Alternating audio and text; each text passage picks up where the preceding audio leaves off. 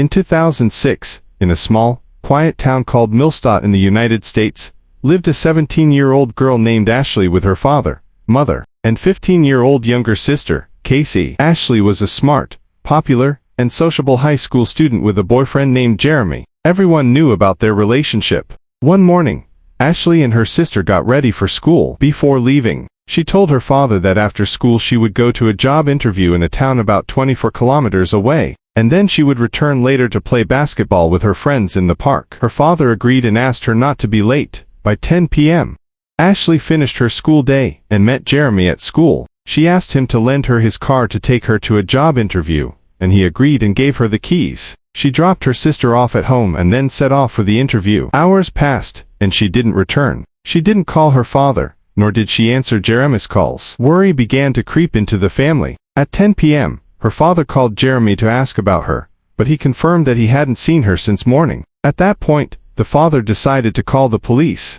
The police acted immediately, especially after noticing the father's panic and extreme confusion. Family and friends were questioned, and it was learned that Ashley had said she was going to Letterman Park after the interview. The police arrived at the park in the middle of the night, in the cold and dark. The park was almost deserted. Suddenly, one of the officers shouted, calling to his colleagues, "I found Jeremy's car parked in the lot." They searched the car but found no trace of Ashley. The search continued until morning without success, and the police began to fear the worst. After 24 hours of disappearance, the chances of finding a missing person alive decreased significantly. The police questioned Jeremy but quickly released him after confirming his innocence.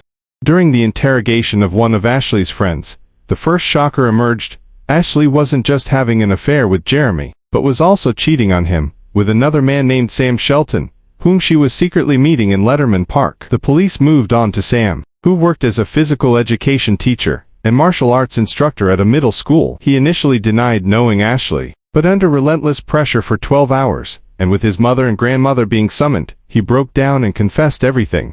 Sam said Ashley called him after her job interview, and they agreed to meet at the park. She arrived in Jeremy's car, parked it, and got into Sam's. They spoke briefly, but the conversation quickly escalated into a heated argument. Ashley lost her temper and began shouting and cursing at him. Sam then grabbed her neck in a fit of rage, until he heard a crack. Her neck was broken. He said he panicked when he saw her nearly unconscious, but instead of calling for help, he wrapped his belt around her neck and strangled her until it snapped, making sure she was dead. Afterward, he covered her with a sheet, carried her to the nearby woods, and dumped her body there before calmly driving away. The police escorted Sam into the woods to locate the body. He led them through the cold and rain to the spot where he said he had dumped it, but to their surprise, the body was gone. The officers thought he was lying until they heard someone shout in the distance, "I found her." Ashley was lying on the ground, her face blue, her body almost frozen, but she was still breathing. She was alive after more than 30 hours in the snow.